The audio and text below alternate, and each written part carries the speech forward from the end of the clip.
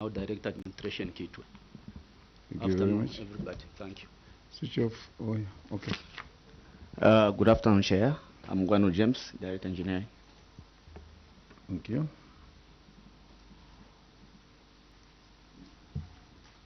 Good afternoon, Chair. My name is Kalunga Isaac, Senior Youth Inspector, KAOMA Town Council. Good afternoon, Chair. My name is Dave Mbolo, part DF KAOMA, now with Mongo Municipal Council.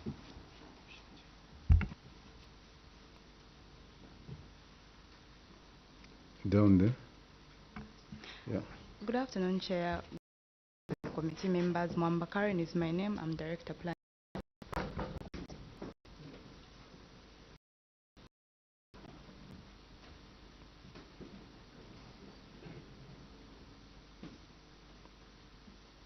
Good afternoon, Chair. My name is Brian Wanamwale, Procurement Officer.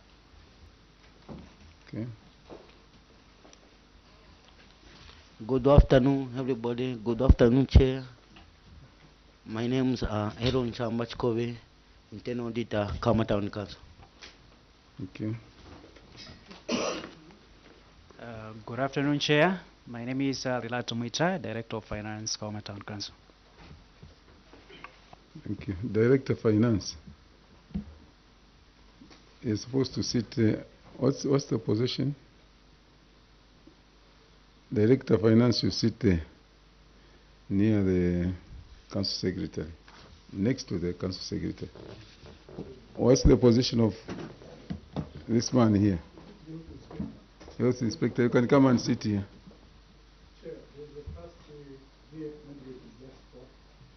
The past? Or him? Oh, I see. Okay. Because the DF should be able to whisper the figures to the CS. Thank you very much. Auditor General's Office. Good afternoon, Chair. Good afternoon, honorable members of the committee. Good afternoon, KAOMA Town Council. My name is John Siameja, Director in the Office of the Auditor General, Western Province. Thank you. Good afternoon, Chair. My name is Litia Mebelo, Principal Auditor, Office of the Auditor General. Thank you. Good afternoon, Chair. Good afternoon, honorable members. And good afternoon, KAOMA Town Council. My names are Siagaro Clement, Senior Auditor, Mongo, Office of the Auditor General. Thank you. Good afternoon, Chair. Good afternoon, honorable members, and good afternoon, KAOMA Town Council. My name is Charles Bukolo, Office of the Auditor General.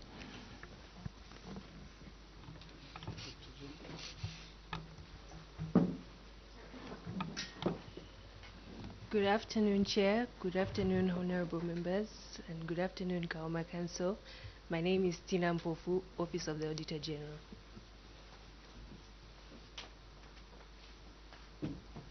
Good afternoon, Chair. Good afternoon, honorable members. Good afternoon, KAOMA Town Council. My name is Lisa, Office of the Auditor General.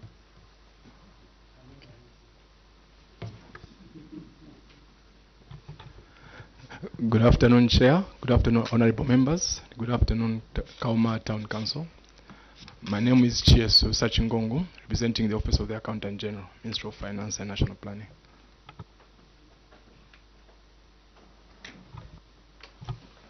Good afternoon, Chair, and good afternoon, honorable members of Parliament. KAOMA, good afternoon.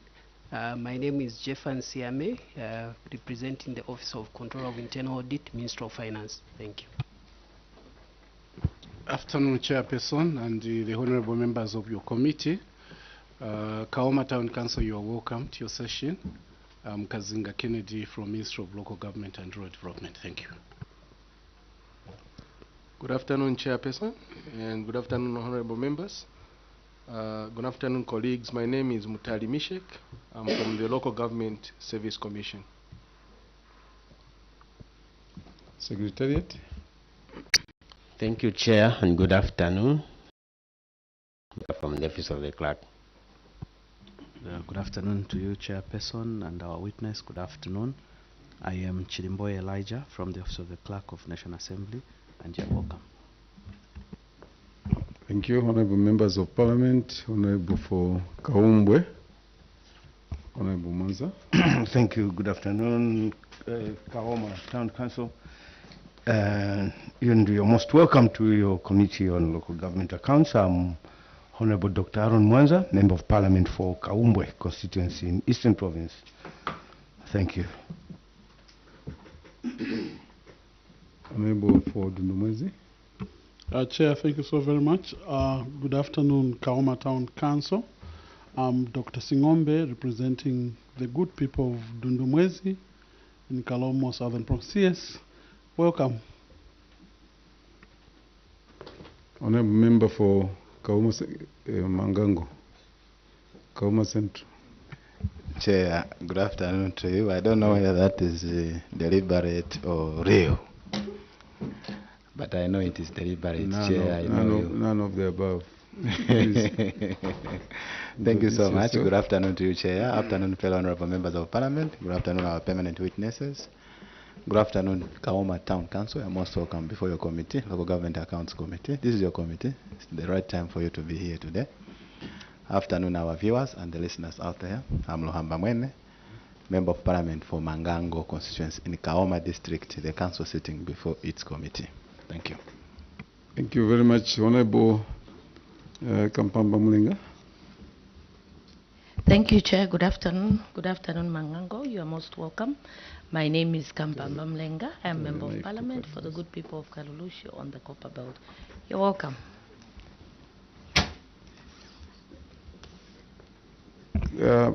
KAOMA Town Council, you're welcome. My name is Mulunda Darius, Member of Parliament for Siavonga Constituency, and privileged to chair this session this afternoon. You are welcome. Before we proceed with our work, I would like to confer you with the immunity that members of Parliament enjoy in the main house, and the same is extended to you when you appear before any parliamentary committee, that whatever you say during our interactions will not be used against you. However, if you choose to mislead your committee, misinform your committee, the same capital will be used against you. I have no doubt in my mind that you would do that, but that this afternoon give us factual information, the information that will help us generate a very good report, the report that we will submit before Honorable Madam Speaker. With that said, let me invite you now, Council Secretary, to make your submission before your committee. You may proceed. Thank you, Chairperson. But before I make my submission, kindly allow me make one correction.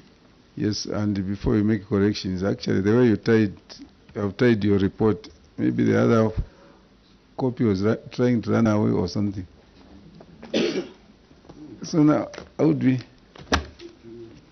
Somebody to look for a knife. Honorable Mwene, please continue, madam. On appendix number 5, page 4. Appendix number 5.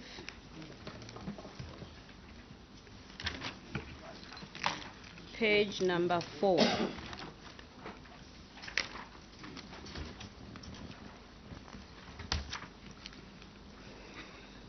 Okay, we need to edit some figures there on the balance, down there on the totals. Appendix 5. Appendix 5, page number 4. Just there, cut all this. Appendix number 5. Yes, please.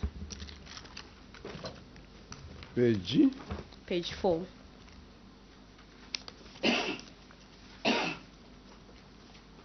Yes. On the totals there we have 203 that we need to replace by 250,000 under the column for outflows on the totals. Instead of 203,869 we replace it with 250,938.87. Outflows on page 4? No, on appendix number 5. Appendix number 5. Yes, page 4. isn't it? Yes. Outflows. I'm not seeing that figure. Is it? On the totals down there, Oh, I see. 203? there is a separator there, a green, Yes. where 5 is. Maybe our document is too big, Chair. Yeah, I should try to reduce it next year. On the outflows, 203? Yes, please. So we edit that figure, and it should read 250,938.87. 938? 0.87. 250,938.87. And then on the balance, just the next column, instead of 414,738, we edit it. It should read 183,830.13.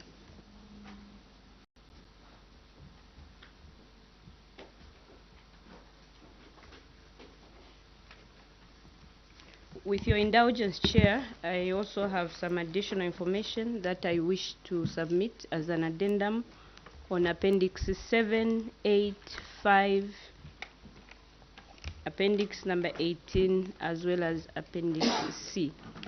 Okay. That is just additional information which we have come with. All right, the Secretary to be able to distribute that. You may proceed with your presentation now. Thank you.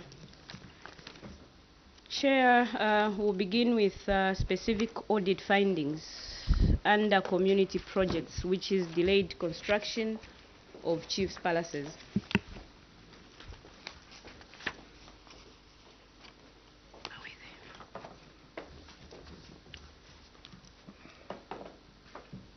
I can proceed? Yes, please. On our management response, we are acknowledging the auditor's observations and wish to state that the cause of the query was delayed commencement of works for the construction of chief's palaces awarded to Zambia Correctional Services by the Ministry of Local Government and Rural Development. The action taken on this matter is that construction works at Lukena Palace have commenced, with 3 out of 4 structures roofed, and the main house is at ring beam level. Council has further written to the Ministry of Local Government and Rural Development over the construction of Naliele Palace, as shown on Appendix number 1. Remedial measure on the matter: we will collaborate with the Ministry of Local Government and Rural Development in the execution of the works. Under funding of groups, that is empowerment groups, we have a table there on page number 3 depicting an amount to the tune of 1,334,048 ngwe as underfunding. Chair, we are hereby submitting that the cause of the query was funding the groups less than the amounts applied for, and some applicants having applied for more than the threshold. On the action taken, we are hereby submitting that the CDF committee is resolved that the difference between the project amount, which is the amount applied for, and the approved amount be met by the beneficiaries as community contributions.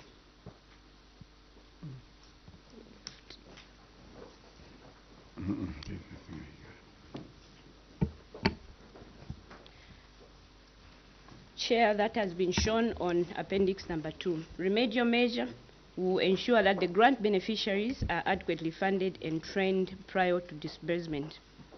Under KAOMA Central, we have a query on construction of staff house at Kaomandonga Health Post.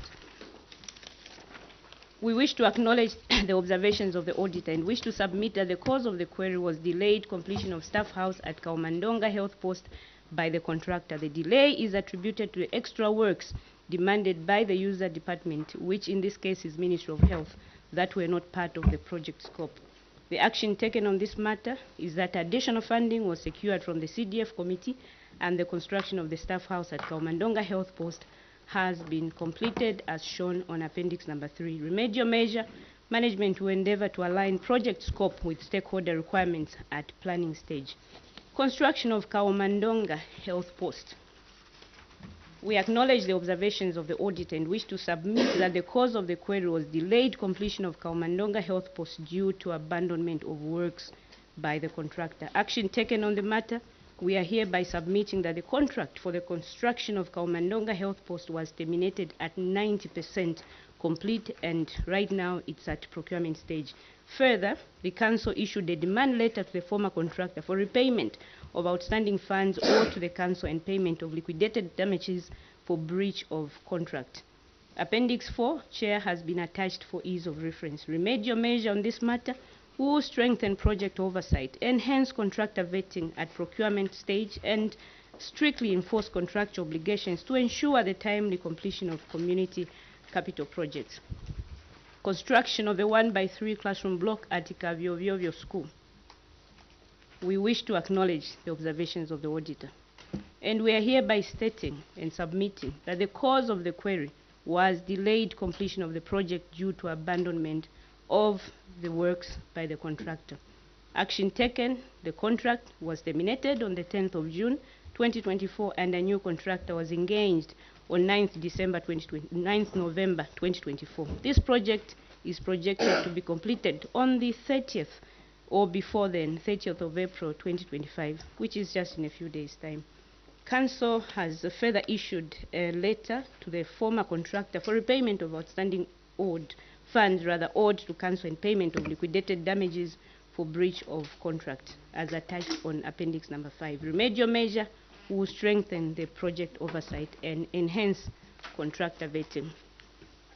Construction of a 1x3 classroom block at Livinga School.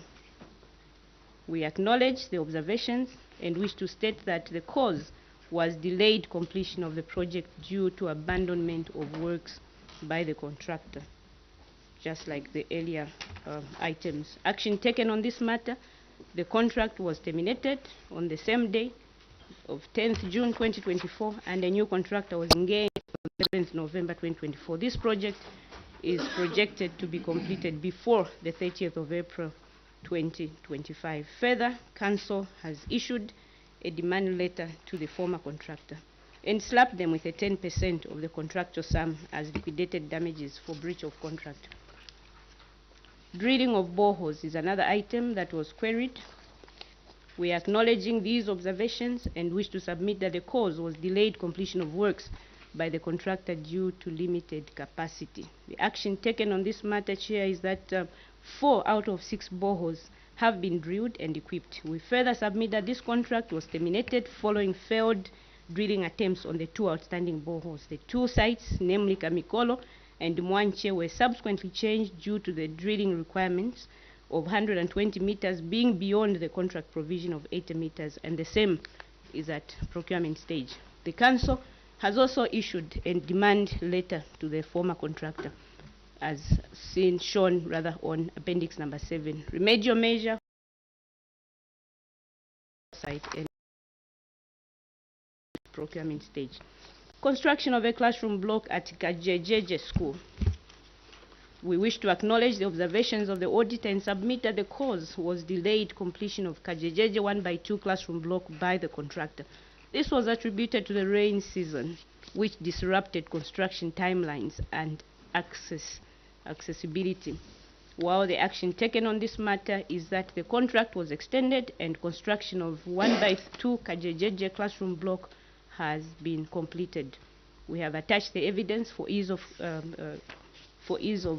reference on Appendix number 8. Remedial measure will strengthen project planning and execution to ensure timely completion of community projects. Construction of a 1x3 classroom block at Ishitele. Acknowledging these observations, and we are submitting that the cause was delayed works and subsequent abandonment of site for Shitele 1x3 classroom block by the contractor. We wish to submit as an action taken that the contract for the construction of this classroom block was terminated at 80% complete. This project right now is at procurement stage. Further, we have issued a demand letter to the former contractor. Means of verification are on Appendix number 9. Remedial measure will strengthen project oversight. Construction of a 1x3 classroom block at Chilombo School. Cause of the query, management acknowledges the observations of the audit and wish to submit that the cause was delayed completion of Chilombo 1x2 classroom block by the contractor. Management, as an action taken, is hereby submitting that the contract for the construction of this classroom block was extended and the project has been completed, as shown on appendix number 10. Remedial measure will ensure as a local authority to timely complete capital projects through strict enforcement of contractual obligations. Construction of a market shelter at Kalamba.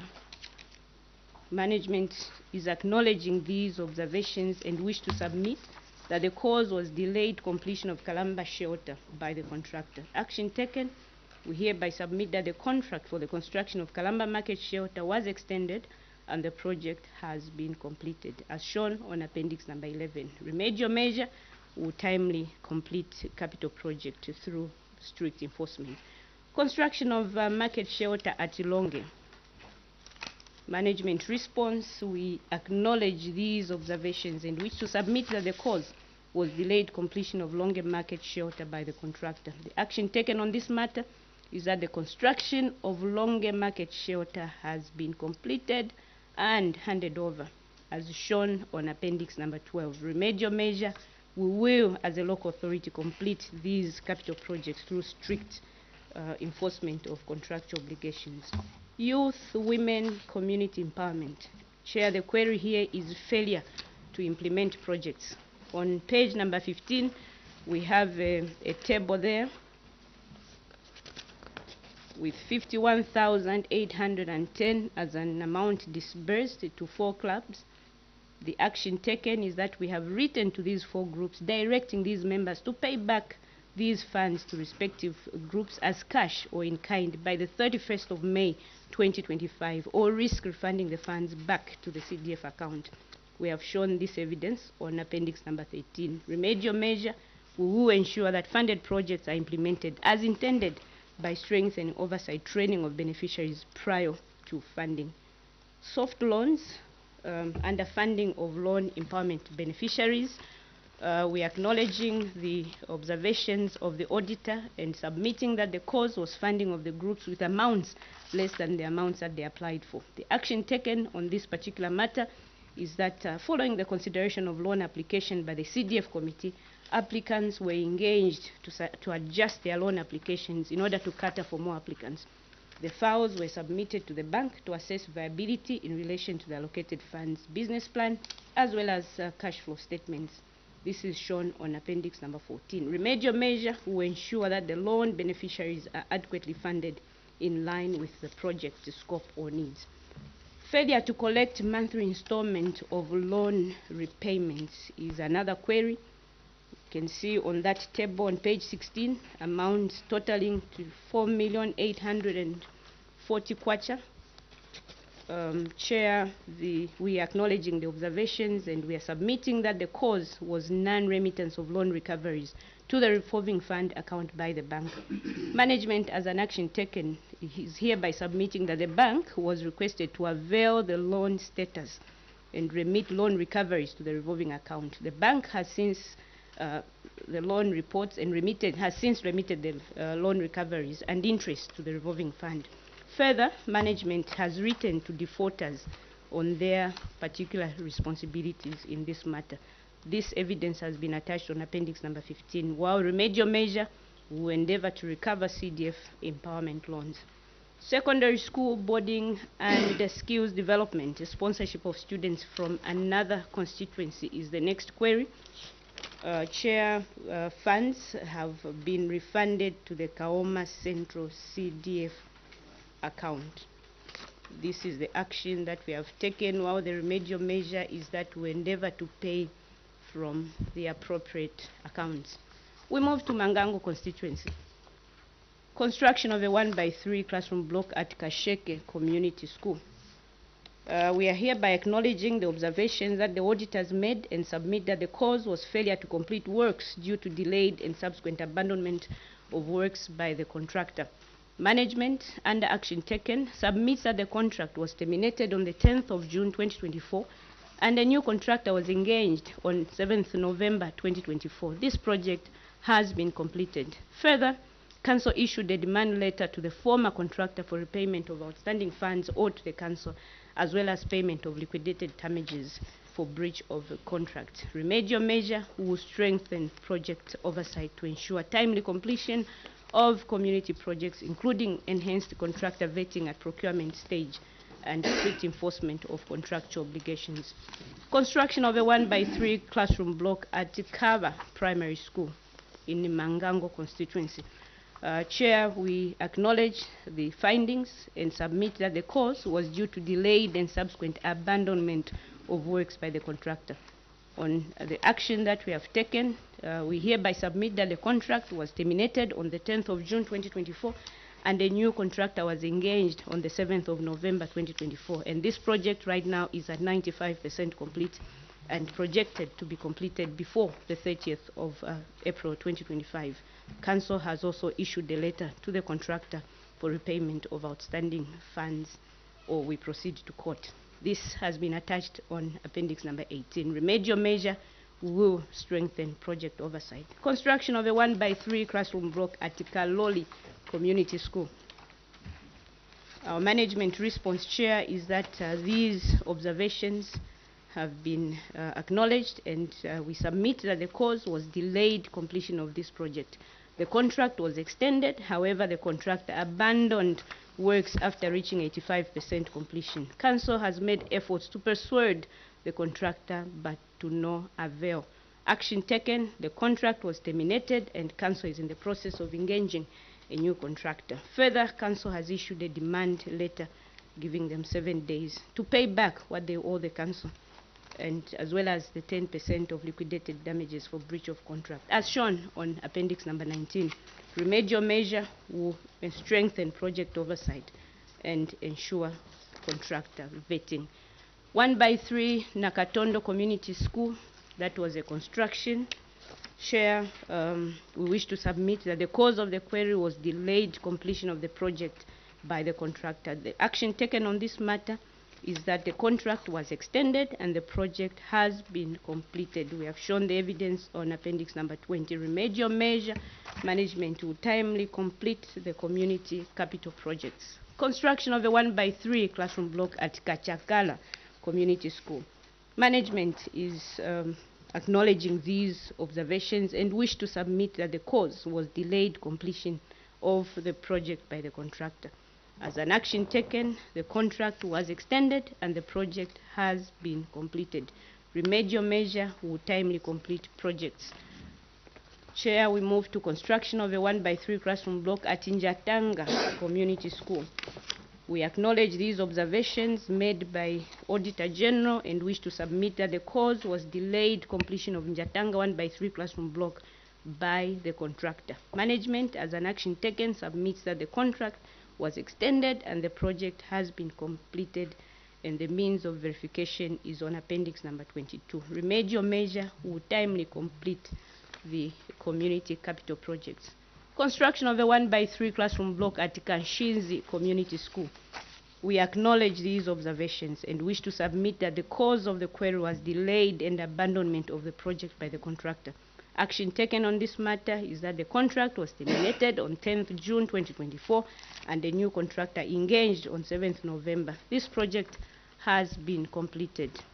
We have further issued a demand letter to the former contractor for breach of contract as shown on appendix number 23. Remedial measure on this item will strengthen project oversight and contractor vetting going forward. Construction of a 1x3 classroom block at Kafuasonyi Community School. The management response on this item is that the cause of the query was delayed completion of the project by the contractor, while the action taken is that the contract for this construction at Kafuasonyi was extended and the project has since been completed as seen on appendix number 24. Remedial measure will timely complete capital projects in our district. Construction of mother's shelter at Mangango Hospital is the next query. The response from management, Chair, is that the cause was delayed completion by the contractor. Action taken, terminated this contract and demanded the former contractor to repay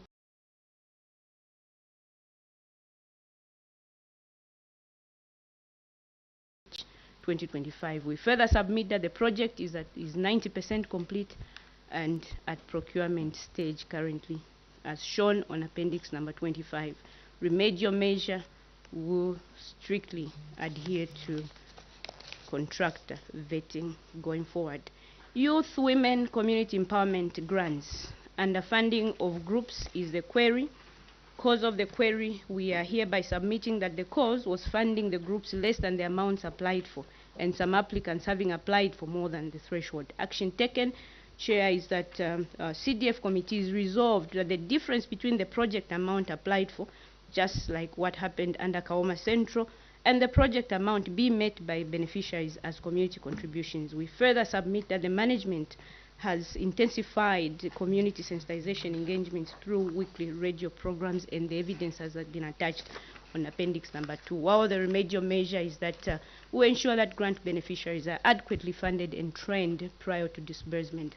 Secondary boarding and skills development. We had double payments of boarding fees there as a query. We acknowledge these observations, and we wish to submit that the cause was the overpayment of secondary bursaries due to duplication of names on the list.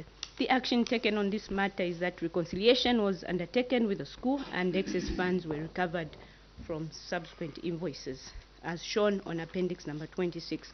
Remedial measure will ensure verifications are undertaken before payment is made. Failure to avail evidence of completion. We acknowledge these observations by Auditor General and submit that the cause was failure to avail evidence of completion at the time of audit, as certificates had not yet been issued by the schools.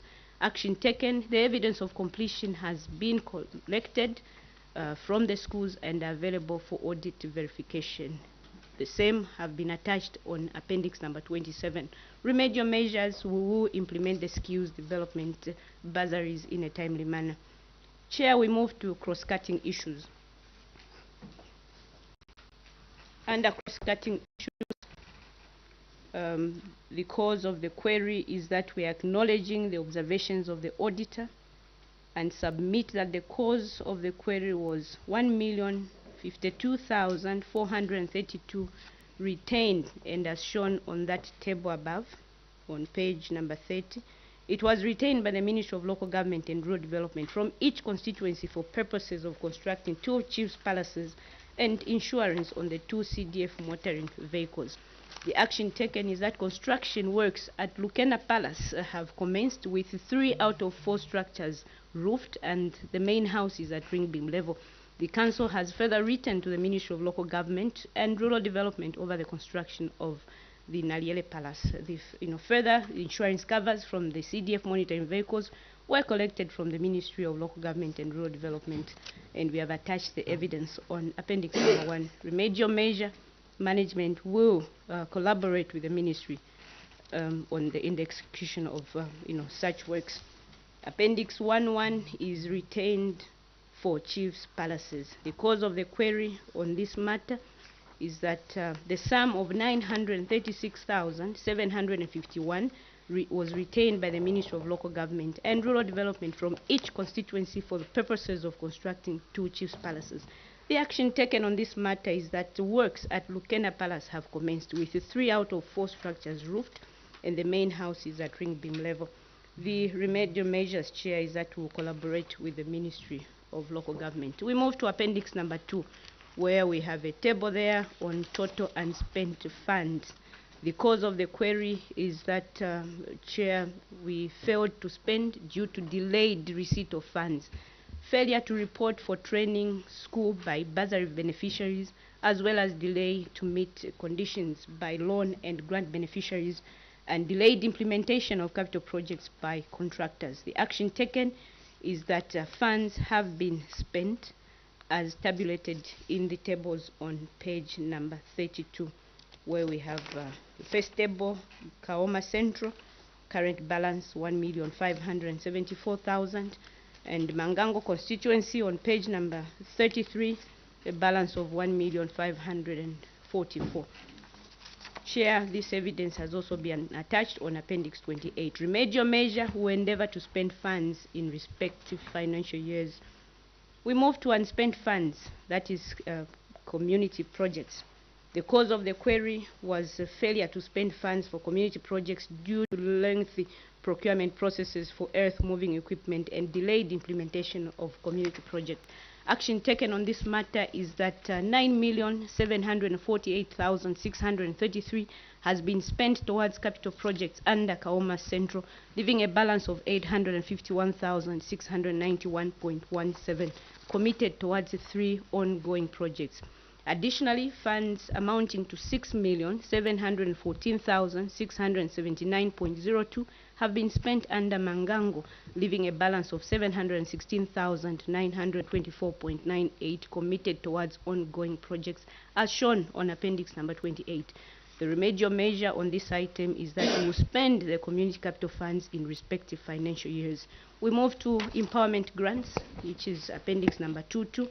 The cause of the query there was a failure to approve grant beneficiaries and submitting active account numbers, while the over-expenditure under Mangango refers to 2022 grant awards disbursed in the year 2023. Chair, the action taken is that management is submitting rather that the funds have been disbursed.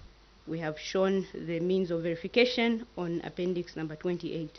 Remedial measure who endeavor to spend empowerment funds in respective financial years. Secondary boarding and skills development, that is bursaries. Management response. We acknowledge the observations of the Auditor General and submit that the cause was failure to spend funds for secondary and skills development bursaries due to delayed reporting and low uptake of CDF bursaries from both constituencies. The action taken on this matter is that we are doing sensitizations on radio to improve on the secondary and skills development bursary uptake. Further, the excess funds were varied to community capital projects and allocated to procurement of desks and boreholes. Management further submits that a total of 1,263,900 had been spent in the year 2023 towards the secondary skills development bursaries under Mangango constituency. The unreported 2023 skills bursary beneficiaries were subsequently replaced. This has been shown on Appendix 28 and 29. Remedial measure will spend funds within respective financial years. Unspent funds under administrative costs, there is a 100% there under KAOMA Central, while Mangango has 22%.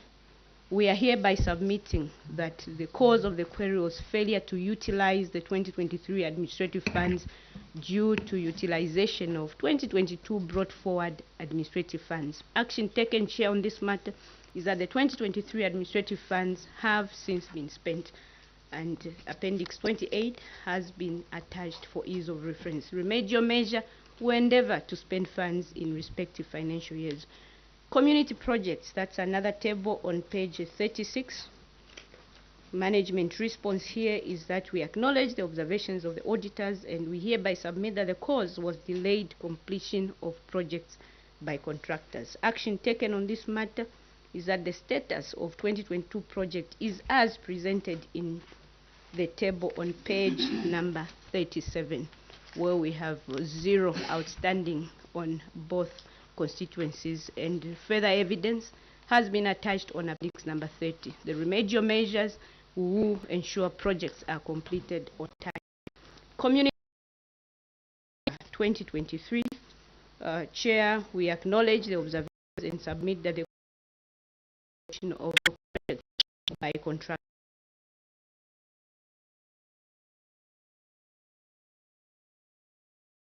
tabulated on that table on page number 37. Further evidence is on Appendix number 31. We have 0 outstanding in KAOMA Central.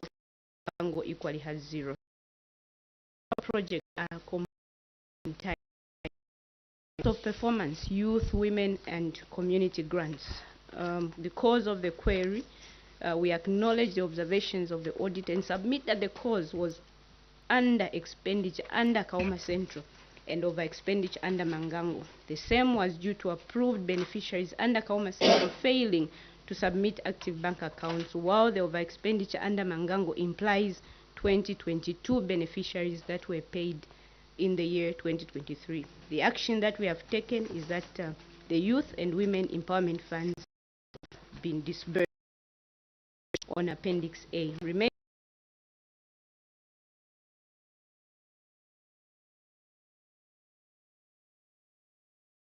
That is talking about performance analysis, soft loans.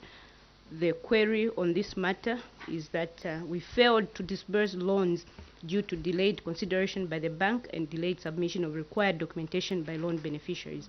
The action that we took is that a sum of 1,236,808 and 103,821.17 has been disbursed under KAOMA and Mangango constituencies respectively. The approved beneficiaries whose loans have not been disbursed have been requested to submit the missing information before 30th of May 2025 or risk being reported for replacement. This has been shown on Appendix B. Remedial measure who endeavor to disburse loans timely. Appendix number 9 is a failure to recover loans. Chair, we are hereby submitting that the cause of the query was a failure to avail proof of loan recovery at time of audit due to failure by the bank to provide loan recovery status reports and remittance of funds to the loan revolving accounts. The action taken is that the bank was written to in our letter dated 17th of July 2024 regarding non-remittance of loan recoveries and loan repayment status reports. The bank has since shared the loan recovery reports and remitted loan recoveries and interest to the revolving fund account. Further, defaulting loan beneficiaries have been written to by the local authority, as shown on Appendix number 15. Remedial measure who endeavor to recover the loans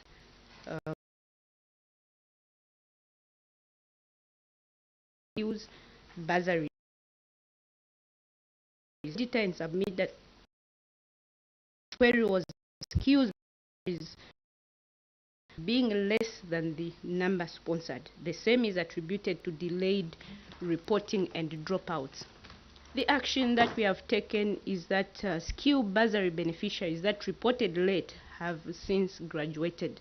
Further, sensitizations are being undertaken on radio to reduce on number of dropouts. We have attached the evidence on Appendix number 27. Remedial measure who endeavor to implement secondary and skills development bursaries.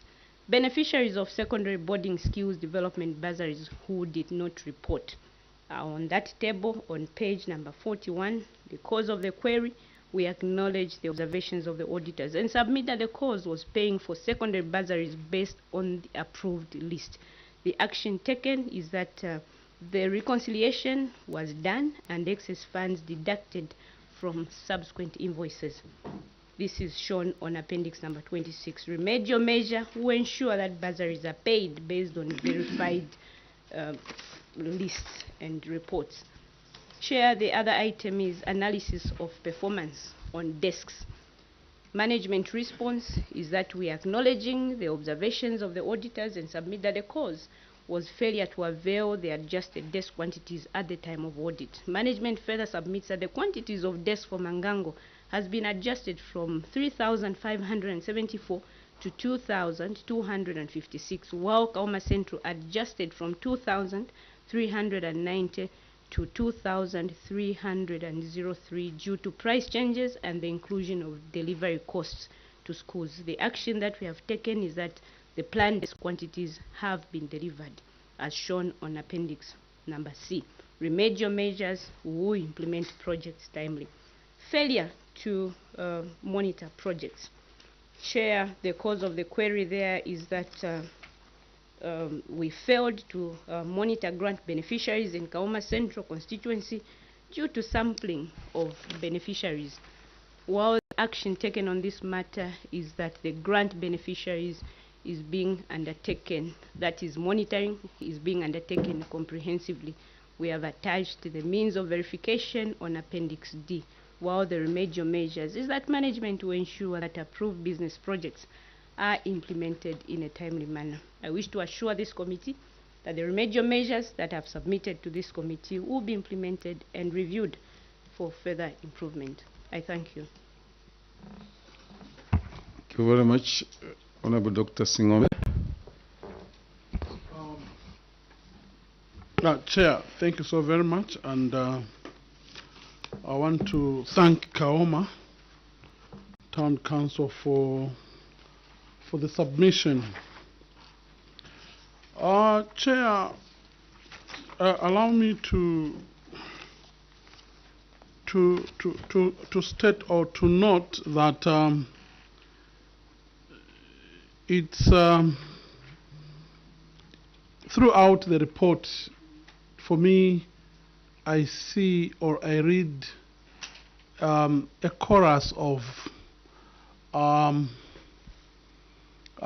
contractor abandoning projects. Beginning up to the end, is that a number of projects were abandoned by the contractors. It's like us farmers, Chairman. If one cow dies, I'll get worried a bit, but if there are 3, 4, it wakes my mind up to investigate as to what is causing the death of 3, 4 animals within a week. It's a signal of something not going well in my head. Now, as a is that a number of your projects were abandoned by a number of. Yes. Have you taken time to investigate as to why these projects, Chairman, were abandoned? This is not the only scenario that is rampant in KAOMA. It's also evident that a number of things like double payments of fees is reflecting on these bad vices, which to me points at not sitting down to do on projects, also on double payments. Surely, don't you think there's something wrong at KAOMA? Chairman, maybe that is my first question and observation.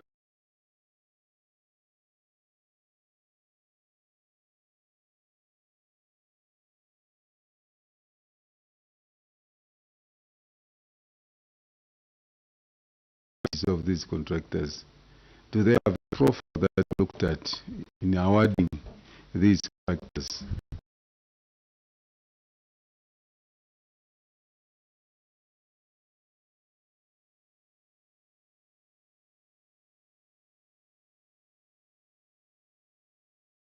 Number 1 on abandonment from Dundumwezi. Chair, in as much as we cannot control, people's behaviors, people with questionable characters who are bent on doing wrong things, and ultimately defraud the government of the much needed funds. We have critically analyzed this situation because really, yes, we are worried. We have identified a few issues that could be contributing factors, to this behavior. Number 1 is issues of accessibility. There are areas that are practically impassable, especially during rain season. But then again, are we the only districts that have, this kind of terrain? The answer is no. We also have problems on the sending of proxies during the, site visits. We find they don't even appreciate the site. They send different people, and the person who is going to execute work is a very different person. So these are some of the issues that we have identified as problems. However, Honorable, we have not remained mute. We have done something about it. We are doing serious contractor vetting, and I think the scenario has changed from the year 2024.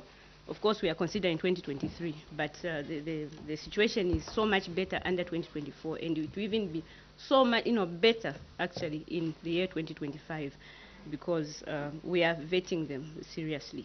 Do they have the capacity? Where are they drawn from? All those issues. Regular monitoring is also another issue where I think project management issues, where we're going to appoint project managers for each and every contract. We have a number of engineers that the Local Government Service Commission have sent to KAOMA districts. And then if at least each engineer could have at least 6 projects, I think it would be easier to monitor. We have done monitoring, of course, in the past, but we are going to intensify these efforts and triple the efforts. I can see that there is some dissatisfaction in the members, but then, Chair, I can assure you that we are doing something about it. Yes, we have also realized this problem and do not remain mute. Just 2 weeks ago, we posted, something on all the blogs in KAOMA district. We are meeting all these contractors, the current contractors as well as the would-be contractors, to just try to sit on a round table and understand what exactly is the problem. They need to understand the expectations from ourselves, the expectations that we have of them. So these are some of the measures that we are putting in place. And believe me, Chair, that 2025 will be a different scenario in KAOMA, because right now the tenders have been floated, and I think in the next few days we should be sitting to look at that, and we are going to vet them. Honorable Kampamba, Chair, maybe before I lose do you agree with that? Okay. Yeah, before you lose your thought, please continue. Oh, okay. There is also one-on-one engagements. I've endeavored, I think, in the last few weeks to just, get hold of these contractors. Of course, I may not be everywhere together with the engineers to monitor these projects. I do go there, but then equally on phone, just one-on-one conversation. What exactly is the problem? So I think with those measures, we'll get somewhere. But then again, suffice to mention, Chair, out of this huge document that you're seeing, it's only actually 3 out of 21 projects that have been abandoned under Mangango, under KAOMA Central rather, and Mangango we have 3 out of 30 projects. That is not to say it's a good sign, not at all. No wonder we are putting all these measures in place. Contract management issues, as well as serious vetting, so that we get the cream de la cream. What the committee is looking for, CS, are those that have been abandoned. Whether you have 50 or 60, it's fine. We will not call you to come and account. We'll account for 1 or 2 that are not complete. Honorable Singombe wanted a follow-up, and then I'll allow. Yeah, Chair, allow me to make a follow-up on my former CS, who just moved from Kalomo to KAOMA. CS, I seem to disagree to some extent. Chair, when you look at these projects, one was abandoned at 90%. The other one was abandoned at 85%. And you are citing difficulties in accessing site. I really want you to put me in a very clear manner. Don't you think there's also an issue of, Chair, I can just speculate that there's an issue of underestimation to these projects? Because why should a person abandon a project at 90%? Why should a person abandon a project at 85%? In your submission, Chair, in this submission, it's also clear that even grants, people did not perform. And the reason is very clear. They were funded less than they applied. So this brings me to the same issue of, did we sit to analyze these issues with an eagle's eye? If people fail to do projects as a result of, Chair, not giving them sufficient funds, and there is where they have even resolved to say now, those who have not, who applied more, they should contribute. You are dealing with the CS, you are dealing with people who do not have resources, and the government is trying to advance resources for them to change their livelihood. So, Chairman, I thought CS should clearly put this issue to settle. Thank you. Thank you very much. Is it on the same, Honorable Kampama? Yes, Okay. yes, Chair. I just wanted to make a comment or a remark. Normally, I don't comment when it's a woman seated there, but you should. I'm finding it difficult. But my line of thought is just like the honorable member of parliament for Dundumwezi.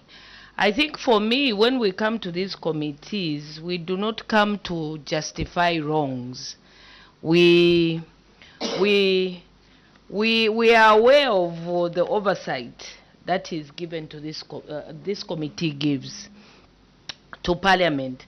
First and foremost, CS, on the issue of abandoned project, director engineering, director planning, these are projects that are planned, they are requested by the community. And we have gallant men and women working in this council who obviously do the BOQs and their site visits, isn't it? For every contract to be awarded, the contractor comes to the site and they run through the BOQ. And this contractor agrees, isn't it, when they are awarded this contract that the monies are enough and I can do this contract.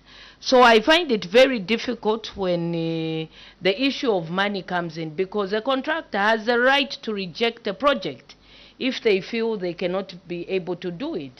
And obviously these contractors are registered to institutions that agree that they should be contractors. For example, NCC, you know, so they should have engineers, isn't it? So for me, Chair, I find it very difficult for any of the excuses that have been given, because for them to even be awarded, they must have been vetted, isn't it? That they have the proper documentation. And from hearing from what CS has said, these are local contractors, and I believe these two constituencies are not very big. We know each other. So we know that this contractor can do this job, but this contractor cannot do this job. My worry is that this abandonment of these projects, Chair, is delaying the progress of development. And I'm sure we've heard time and time again on how this government, your government, is eager to see that development is taken to every part of the country. The issue of grants is very worrying, Chair. This is free money given to the people of Mangango and KAOMA. Because when somebody goes and applies for a loan or a grant, it means they have no money. So if my projection for a job or a project, for example, is 20,000, it means when I apply for that 20,000, you give me 10,000. Already for me, my indication is 20,000. Where will I get the other 10,000? This is free money given to the people of KAOMA and Mangango and will never be recovered. Because these are poor people that you're dealing with, poor people that have come to government to ask for a livelihood so that they're able to perform. Now, if you say the response of the council is that no, the others will be met by the community, where will they get this money from? So year in, year out, they will say, no, we haven't done the project because we don't have the balance. So at the end of the day, you know, human beings, this money will be shared. And you will find that the people of Mangango and the people of KAOMA have remained at those poverty levels. So for me, the answers that are given by the council are not adequate. The reasoning for me is not standard. It's free money given to the people of KAOMA. And I can bet you, even in the next sitting, there will be no recoveries, because the excuse will be, where are we going to get the money? For somebody to apply for 2,000, what the council should have done, especially that you are secretary to these committees, you should have made adjustments to say, can we revisit these projects? These projects, the money is not adequate. But to come and say, we'll give you part of it, and then the other money you look for it, for me it's a hoax, it's broad daylight robbery, and something needs to be done about it. For me, I do not agree. It is not adding up. Thank you very much. Just on the same point that my Honorable Fokarurushi labored on. I was actually looking for the minutes where you resolved on page 3, where you resolved that when you give them money, then the other amount should come from the community contribution. Which guidance, which secular did that, empowered you to do that? I was looking for the minutes because I wanted to know if my honorable young brother Mwene attended this meeting and they resolved that. I went to campaign in Mangango, is it 2018, 2017, during Putu's thing. I went to a place called, is it Rukutu? Rukute. It's about 200 kilometers away from KAOMA town. And you find people, you don't see a chicken who move around in the villages. Nothing. A chicken, a dog, there's nothing. You see our people, and this is what the government is trying to bridge. The government is trying to reach these people. If those people out there without a chicken in the typical between the boundary actually with Rwanda, isn't it? And they want to give them these clubs, they give them the money. Me, I would rather you give them, if you are not giving them 50,000, if they are asking for 50,000, if it's 8,000, that's what you can afford. You educate them in that amount. But to restrain them to say, no, actually, you need to add some money, they will not find that money. And like my colleague has concluded, whatever I've given them, then they will realize they can't do anything. They will just share. And there is a local brew there, that side, local beer. Which one? They just go and dance.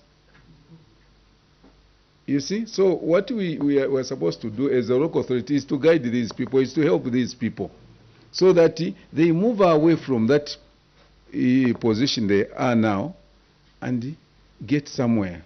So you may respond, Council Secretary. You have heard the concerns of the committee through Honorable Dundumwez and the other Member of Parliament for Karurushi. Thank you, Chairperson. At this stage, I'll allow my predecessor to just add on to what I've said, and as well as respond to some of these burning issues. And after my predecessor, Director Engineering can come in. No, I'll be directing them. Thank you. Me, I'll be throwing them to you, but for now, former Council Secretary. Thank you, Chair. Those issues. The underfunding of clubs and the loans, I think seriously the advice from the Honorable should be taken. Our colleagues who are sitting on these CDF committees, maybe we are not doing enough to advise our colleagues in these sittings, because at that particular time there is even the issue of we want to help a lot, and at the end of the day we are compromising standards. I think that one is seriously taken. And with my colleagues who are sitting this, I think we should work hand in hand with the CDF committee so that they should understand where we're giving this money to the people. On the issues of contracts, I think the capacity of the contractors, as indicated already, is one of the big challenges. And I think there is even one contract which was, for example, terminated at 90%. And yet even the contractor himself had not claimed. Each time we call him, you say, no, I've got the money, I've got the money. So it's a combination of factors. It's not just one factor. It's a combination of factors, and maybe we should even assess ourselves in terms of monitoring and the project monitoring, like you are trying to indicate in the report. We just need to do a bit more in contract management. I submit, Chair. Thank you. You said Director Engineering. Yes, Chair. Director Engineering. Director Engineering, your take on your project? Thank you, Chair. In terms of our monitoring, we've really improved. Now that when did you go to KAOMA? Sorry. When did you go to KAOMA? Should be 6 years ago. 6 years ago. Yes. And when did you start improving? This year? No, I can say we just had a challenge in terms of manpower in the department, but this time we are like the completion center. You see, Director Engineering, you should just give us facts nicely. Eh? Yes. Because when you say capacity, you have the vehicle. That's why I asked you, when did you start improving? If you have the vehicle, you alone, you are enough. Yes. Chair, I can say, looking at 2022, yes, we are coming from there. Yes. And coming to 2023, 2024, we've really improved. Okay, so now, what's your comment on these projects that are abandoned, like my colleague was saying? Because the CS had submitted that it was maybe accessibility to sites. Now, my colleague, Honorable Simombe, is saying somebody has been going there up to 90%. Why should somebody abandon at 90%, completion? Chair, the contractor in question, the one that abandoned the contract at 90%, the project is not even far from the CBD. This is the contractor. Even if you look at the works are very much okay. We just didn't know. Every time sometimes we even advise to say, can you, if it's about the money, can you make a claim so that you finish the works on time? But this is a contractor who didn't produce that claim, and he was nowhere to be seen. Let me just say that. I think he had even left the district. So he left the district. One, he had the money. According to you, he had his money, isn't it? Yes. And he didn't want to have dealt with you to actually chart the way forward with you. Chair, I think according to him, he didn't want to claim. He wanted to get maybe more money after the project is complete. That was according to the contract. But has he ever done some project in your district? He has. Or Chair. that was the first one? No. The first project was 2021. He was doing a 1x2 classroom block at a place called Kanjemba. And he completed it nicely? Yes, yes. All right, you can switch off your mic. Honorable Dr. Mwanza, I see your hand. Thank you, Chair. It's just a general comment on capital projects for KAOMA Town Council, looking at Mangango and KAOMA Central. I was doing a statistics of the progress on all these contracts.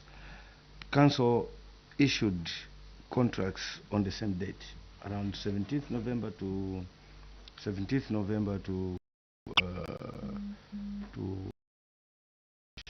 2024. Most of them averaging 4 months completion period. And they issued these contracts to both constituencies, KAOMA and the Mangango. Just pull the mic. The problem is the pricing. All these projects, I can name them, like Lukema, no, not Lukema Palace, the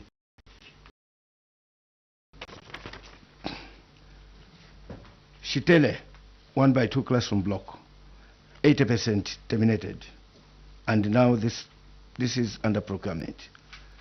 Kaviovyo, the price 450,000 kwacha for a 1x2 classroom block. KAOMA Ndongo, the health post, the staff house,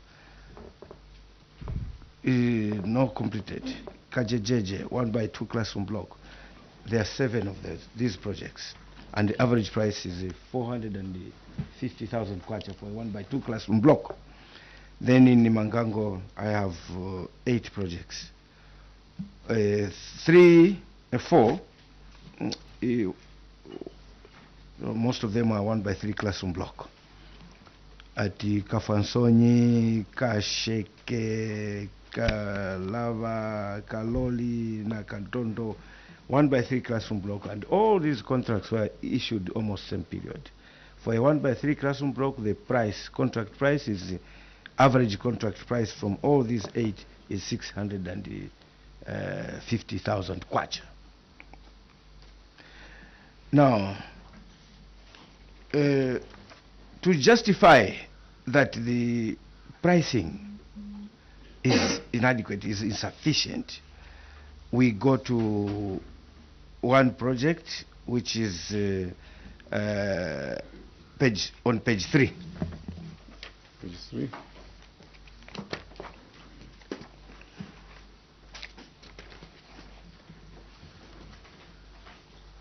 the construction of a staff house at KAOMA Ndongo Health Post.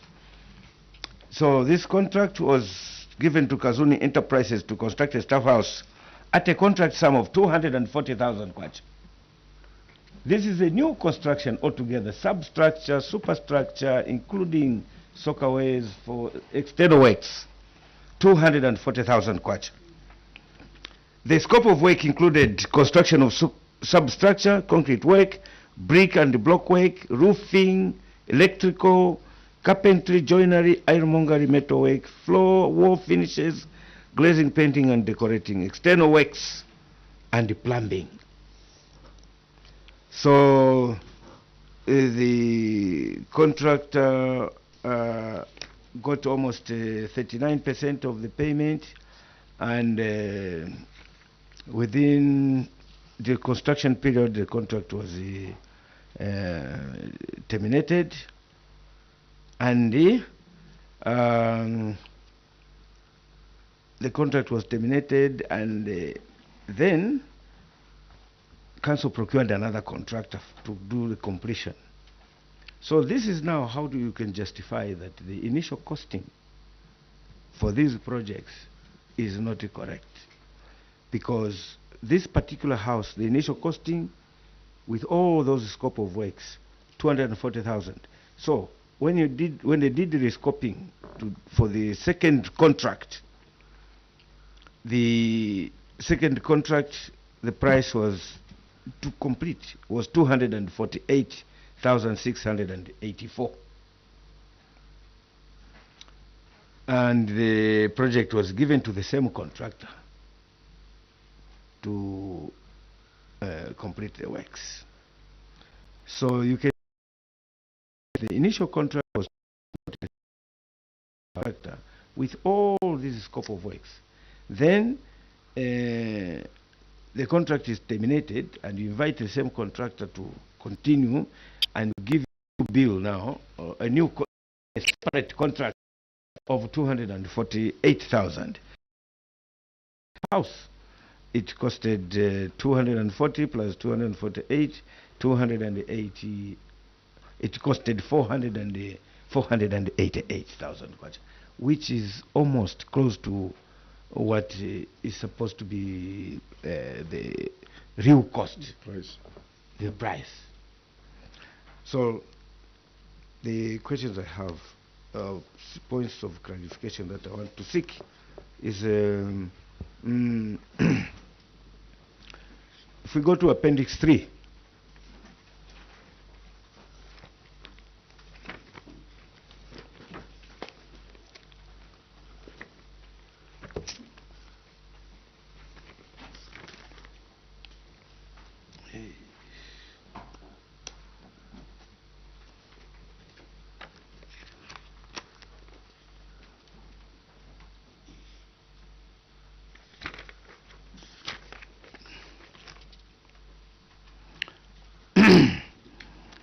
there's a letter on Appendix 3, page 3. I've just sampled one of the projects out of all those.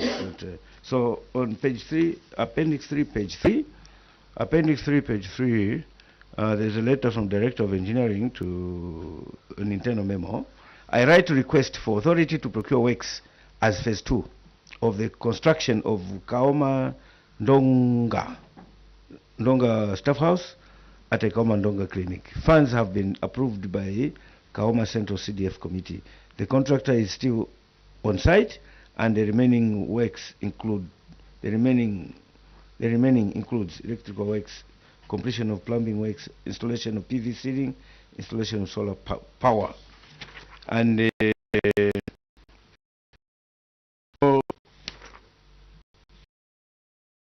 question I have for this is, you procured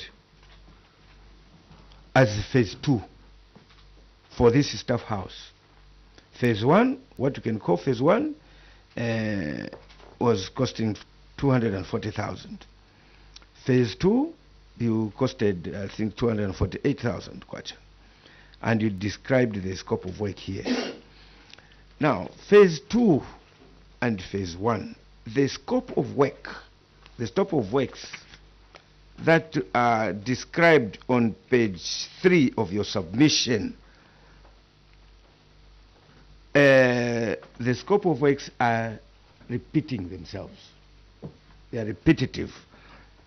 On page 3, I read, the scope of work for this particular contract included construction of substructure, concrete work, brickwork, and roofing work, electrical installations, carpentry, joinery, and so on. So what I've seen in phase 2, electrical works is repeating, plumbing works is repeating.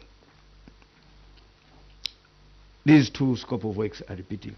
Why did you have to repeat, to pay twice, to cost these works twice, from the first phase and then the second phase? Then the second question is page 4 of appendix 3, the same project, KAOMA Council issued a request for quotations, and it was directed to Kazuni Enterprises. This is the contractor who was awarded the contract for the first phase of the house. And so you advertised to say, please submit your documents for this particular bid, and this deadline is 17th September 2024 at 10 hours. The question I have for this one is, this is one site, this is one particular site. This is a contractor whose contract was terminated due to non-performance. Then you went to review the outstanding works, then you advertise and direct only to one contractor. The same contractor was on site. You send an invitation to one contractor to price, and he priced, and he got the job at 248,000 to complete the works. In procurement, is it a standard? Is it normal to deny other contractors a chance to participate in a tender? You just invite one contractor. What is there any competition, and what mode of procurement are we calling it in the procurement sector? I hope we are able to remember the questions. So please, maybe we answer this first. Council Secretary, who picks it up? Thank you, Chair. I'll ask Procurement Officer to come in on the last question. Okay, the first one. The first one on the issue of repeating works. Director Engineering will take it.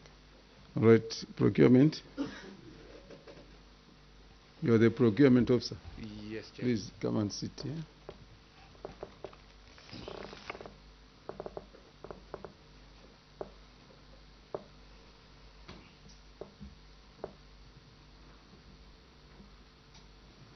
So is that a standard procurement procedure?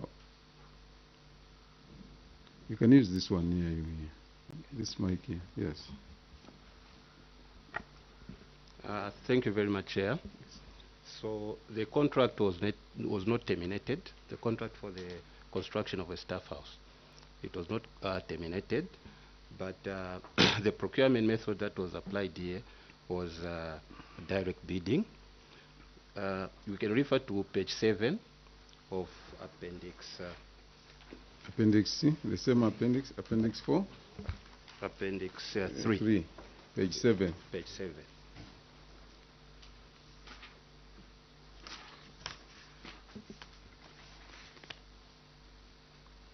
Yes. Okay. So the contract was not terminated, but it was not handed over due to the missing scope of works as demanded by the user department. So we use the direct bidding method of procurement, section 46 of the Public Procurement Act of 2020,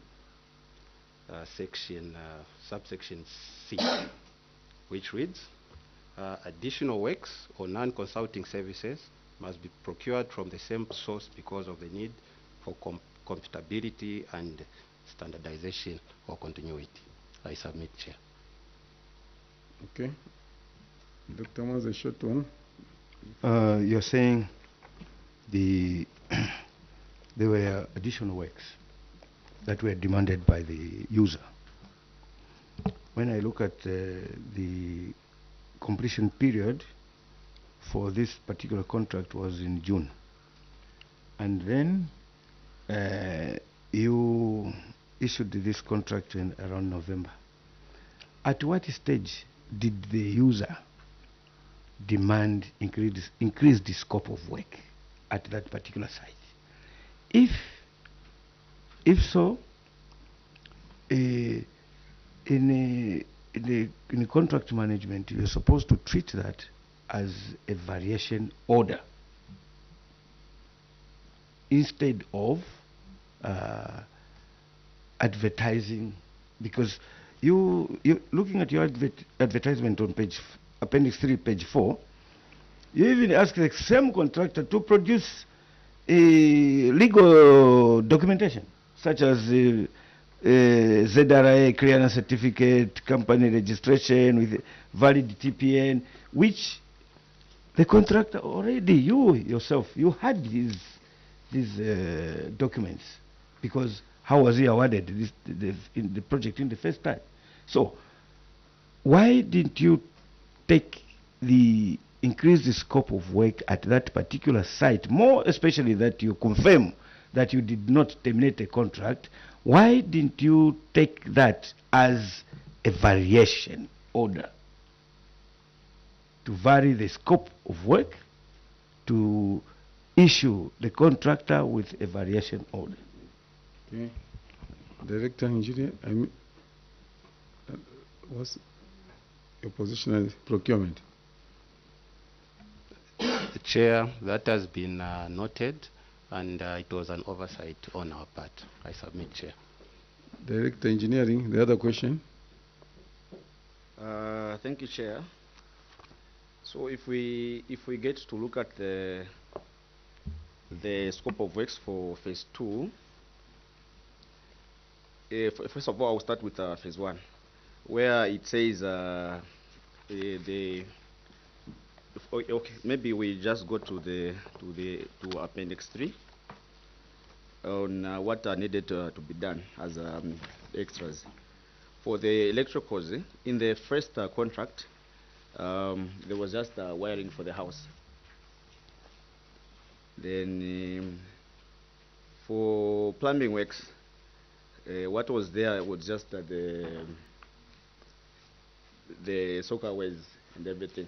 So in giving us what you are giving us, what are you trying to explain? What are you trying to cure in relationship to the question? Okay, Chair, for the extra works, where it says electricals, like I said, it was just the wiring part of it. So no wonder even the installation of solar was included. I thought, Honorable, did you get his question? Yes, I did. Properly. What was his question? To say it's more like we are repeating what was there before. Yes, and the amount. He was first worried with the amount, then the amount, but the scope of work is just the same things. Chair, this is why I'm saying that for the electricals, there was also the solar installation which was included. Then for the wiring in the first contract, there was just wiring of the house. So through your indulgence, Chair. The first contract, the contract, the scope of work here, let's go step by step. On page 3, the scope of work is electrical installations here. Electrical installations. And in the second contract, you are saying electrical works. So what scope was involved in the first contract? You are saying just wiring. Yeah, just wiring, tubing and so on for the. So what type of work did the second contract here carry under electrical works? Director Engineering? Chair, from the first contract, the electrical installation was just purely wiring. So there were a number of things which were missing, like the sockets and all that. Even the what's this? Even the solar wasn't there. Chair, because now if this, you made this contract, you designed it, and you included electrical works here, would you, a contractor, just put conduits without sockets? Because electrical and works. Even the source of power. So, Dr. Wanza, when somebody says electrical works, it's everything without itemizing to say, no, here we need a screw, here we need a cocker button, what is electricals. I hope you understand what we are talking about, all of us. So now, the question was, when you say electricals this side, electricals this side, me, I thought you were going to say, no, what is missing there? Maybe it's the solar. No, we just added the solar. Then you just find the price, something like that. It become very clear. But when you say, no, there is a socket there, we'll ask you how many breakers you have bought. Other than the electricals, we'll ask you, do you have a breaker? How many bulbs? Which one are for inside and outside? We can't do that. Because him was worried of the prices, like you are duplicating the payments and things, stuff like that. Just clear yourself to say, no, this was not there. Under electricals, we have added maybe solar or something. Okay, you are not very clear on that. Another question, honorable members, as we look at that.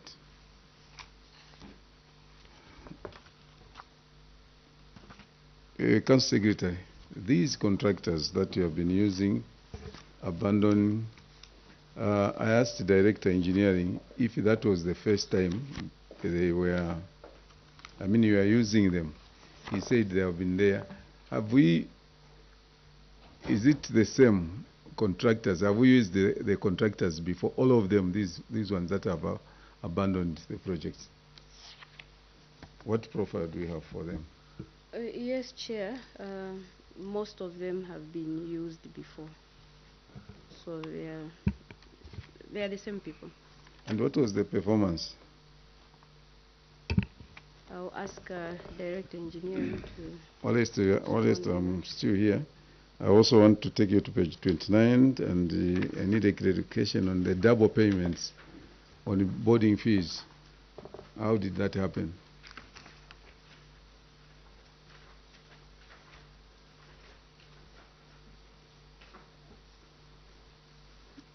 How did that happen on page 29? There are two questions. One, the double payments of school fees, and down here, failure to avail evidence of completion. What was difficult to avail this evidence to the auditors?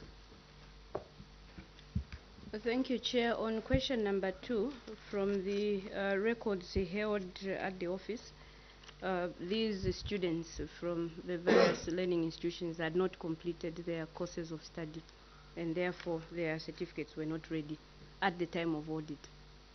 But perhaps my predecessor would add on what was submitted to the auditors, why they did drop it. Otherwise, that is the information held at the office. The question is, if they are given that information, say no, we paid last time when they were coming into college, and after a year, because they are still in school, we are paying. If that information is given clear like that, why can't the query be dropped? So, former CS, why double payments is picked by the auditors? No, don't think. Give us what is the double payment. Yes. Due diligence was not done to verify the name and the like. DF, who was the DF then? DF. Because the payments are prepared when they are coming to the office. It is just on the paper at that time. Yes, no, I've gotten your point. That's why I've stopped. I've called somebody else. Switch off your mic. DF, yes. How did you pay? Yes, Chair. What was the basis of payment? The basis of the payment, Chair, was the documents that were available from the planning unit. The planning unit is the secretariat, but I can state that at that time, the database was not accurate, hence leading to that mistake of a payment. And you are aware that the database is not accurate, and you went ahead to pay? Chair, after the payment, lessons were learned. No wonder we engaged the school to do the reconciliations and have an updated database to avoid a repeat of the same mistake going forward. From you, as a seasoned finance man, Yes, Chair. which one could have come first, the payment or the due diligence? On It was the the school? due diligence. But you did the opposite. And you ended up in that situation where you find this double payment because you didn't do the due diligence. I apologize for that, Chair. Director Planning, where did you get the documents you submitted for him to make that mistake? Thank you, Chair. The payment was made based on the approved list. No, I'm not saying the payment. Me, I'm asking you the list. Where did you get that list for him to pay? Because he paid on what you submitted, isn't it? So where did you get that list? From the records that we are holding at the offices, and also from the verifications that were done. But I can add that due diligence wasn't done properly, and I think this is something we are working to improve on. And of course, Chair, I wouldn't want to mislead the committee further. And you shouldn't. Yes. Maybe I would ask the senior health inspector to clarify more on what prevailed on the ground then. No. Thank you, Chair. I thought if you need the health matter, there is health matter here. The matter lays on you as DPO. Because DPO, you come with a list. It's like me. I go to accounts and give them. And they count with the accounts without even looking at where this document is. I mean, they just start paying. But you say, no, I've given him the list. So you, the list, no matter how much he demands, you can switch off your mic. No matter how much he demands that the students are complaining, decide they want their allowances, you still have the right to say, no, we are not going to do that. I need to go to the institution with somebody. The CS can delegate. You are the head. You go to the institution. You come from there and say, this is the thing. We have seen where local authorities will say, no, we are paid based on the invoice that came from the institution. Did you go to check if the students are there? No, we didn't. How did you pay this? No, we received the invoice from the school. And you find others didn't report, others are not there. When you're asking them, the council always say, we have not done due diligence. Who is supposed to safeguard this money? DPO, is it not you? It starts with you. Yes, Chair, it starts with us, and the point is clearly taken. Yes, what is the internal auditor? What is the internal auditor? Internal auditor, are you aware of this matter?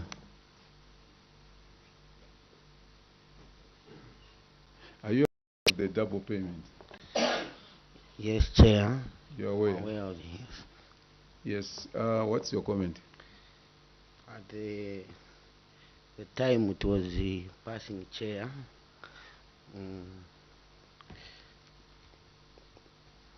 there was no, my predecessor was there. I can't get you. I can't get you, sir. What are you saying? The time the payment, yes, it was passing through. There was a new, I'm current chair. It was not. There was a new and your current chair. No. What's that? There was another person chair. No, there was another person. Look, when are you supposed to audit? When are you supposed, as you as an auditor, when are you supposed to as audit? an auditor, we are supposed to audit the payment before it goes slow. Yes, so we have to check. What I'm saying, how many times are you supposed to audit? To audit twice. So the pre-one, your predecessor audited. How about the post? The post audited was not done because By who? Was not done by who? by the predecessor, because How about yourself? When did you go there? last year, September. Last year, September. Yes. When you were audited, the Council Secretary? Around March, April of 2024. March. So you found this query. You found the auditors had passed. What did you do? That was 2023. What is it? Which 2023? It was audited in 2023. No. Oh, Okay, come. Come and sit this side. Perhaps we need to face each other. I want you to relax. We are just interacting. Are you aware that we are dealing with 2023 audit? Are you aware of that? Yes, Chair. Are you aware that we passed 2022 audit? Yes. Are you aware that the auditors came in March? Is it in March? In March 2024 for 2023 audit? Yes, sir. You are aware? Yes. And you came in 2024 September? Yes, sir. And you found the auditors left this audit action? Yes, sir. And what did you do at that point? When I came, initially the verifications be done by the external. No, because look, if there are queries, when you come at a station, you look at the report, financial reports, and you find there is this query. Did you find time to go through and find out where the problem was? Yes, sir. I think the problem where it was not done. A red count was not done before the payment could pass. So the director? The payment, the red count was not done before the payment could have made. Did you mention that to management? Through the chair, since the payment was recovered, so in the next. You are not answering. Did you make any comment to management? We're not a chair. Did you make a comment? I didn't. Thank you very much. You see, internal auditor, switch off your mic. Your job is to bring this to attention of management. Management, look, we are not supposed to do this. We are supposed first to do a count. We are supposed to do this. And you make a comment. So you didn't do it, but you had it in your heart, but you couldn't speak it about it. All right, there are two questions. Honorable Mwanza. Thank you, Chair. Just a simple Honorable Mwene, we are waiting for your question. Yes, page 24. We are waiting for your question. Page 24 is a picture of... yes, page 24 is rewind up. Page 24 is a picture of uncompleted 1x3 classroom block at Njatanga Community School. Njatanga? Yes. At page 24. Page 24. So I'm worried that when I look at the rear view of this building, the two offices on this 1x3 classroom block has got no window. And you know the way they got the picture, they made sure where the mistake is yes. seen. Yeah. Who So is this clever photographer? The 1x3 classroom block, the office block yes. section has got no window. Would the Works Department explain whether it's a new design or what, and we want to suffocate our teachers in this building? Then the other one, last one, is on page 2. On page 2, honorable members, from 24. Page 2, the construction of chiefs' palaces, delayed construction of chiefs' palaces. One chiefs' palace, Lucena Palace, is in progress. 3 structures out of 4 structures are ongoing, and they are roofed, and the main building is at a ring beam. But the Nariele Palace has not yet commenced. Council has made efforts by On Appendix 1, they have written a letter to Ministry of Local Government and Housing to make a follow-up as to why the contract for the construction for the Chief's Palace at Nariele hasn't commenced. The question that I have is that this letter, Chair, was only written on just last week. Appendix 1.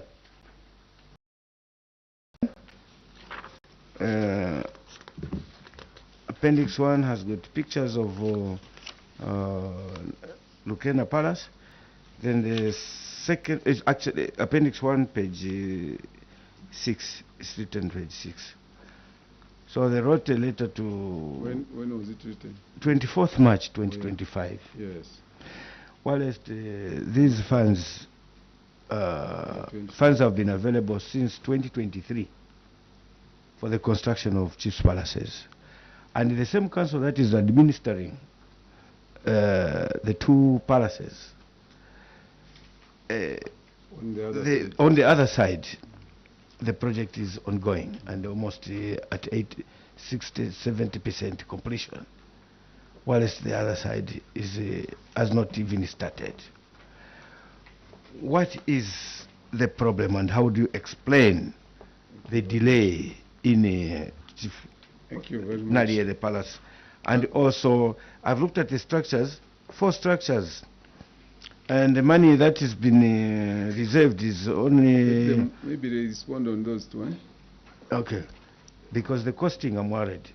It's 937, it's less than 1 million per palace. These 4 structures, are we sure these funds are adequate to cover these palaces? Thank you. Council Secretary, don't bring yourself... Thank you, Chair. Don't bring yourself into the firing range, eh?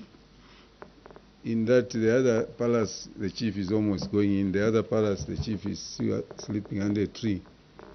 Obviously, they'll be pointing at you, isn't it? So explain to us. Exactly, Chair. This is a contract that was awarded to ZNS and procured centrally. As such, I think the only thing that we can do is make constant follow-ups. You push, yeah. Like you have seen on Appendix number 1, the appendix that the Honourable Member has referred to, we did make a follow-up on the 24th of March. But as to what other follow-ups were made before this, maybe the former Council Secretary can come in.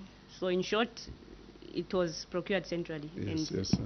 all we can do is make follow-ups. Thank you. Okay. Why is it generating interest, Honorable Mwene? Honorable Tundumwezi. Chair, thank you very much. For me, it's one of the areas that your committee has deliberated on, but I wanted just to have a confirmation from the CS and her management. Chair, your committee has observed that it will be unfair to ask the people of KAOMA, especially on the grants, to make contributions to meet the desired amounts that they had requested. Now that it has come to the to realization, is it your view that you really look on that decision because you indicate that management sat and resolved? Is it now your intention to review this particular resolution that you had made as a local authority to ask the poor people of KAOMA to contribute the difference in terms of grants? Thank you so very much, Chair. Council Secretary, that one you can answer. Thank you, Chair. A correction on my earlier submission. It's actually not ZNS, but Zambia Correctional Service. On the issue of the people of KAOMA being disadvantaged on the grants, Chair, we are going to holistically actually look at this matter for 2025.